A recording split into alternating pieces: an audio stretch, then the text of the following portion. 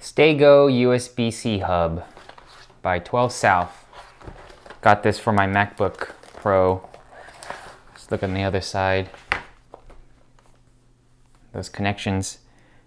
You get two USB-As.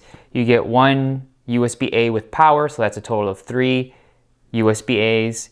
You have a USB-C that is a pass-through power, Ethernet, HDMI, an extended cable, SD card, micro SD card. Great, it's smaller than I thought it was, than it looked like when I was looking at this online. Your SD card slots there. Oh, awesome. So it comes with this cable where you can attach it to your computer and have some distance so it's not cluttered. This is a 1 meter cable, right angle adapter here. So this is to your computer, and nice, I like that. And it's a very thick cable. But if you don't want to have this cable on the device here, you could, where is it?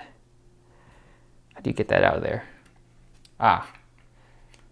You have a smaller cable built in, connect it, and then connect that to your computer. And it's tucked into the frame. Here's a Ho2 USB-C hub. This is one of the smaller ones, and you can see the size here. You have more ports. Yeah, I like it. It's expensive though. This is $25, and this one here was almost I think I got this one on sale under $80, but it usually sells for $100. And it's all metal. It's got some rubber feet here. And the SD card reader, it's an SD card reader US 1, not a version 2. So the speed, it's not a fast reader as you could get with a USB-C 3.0 readers. These are more of the standard size.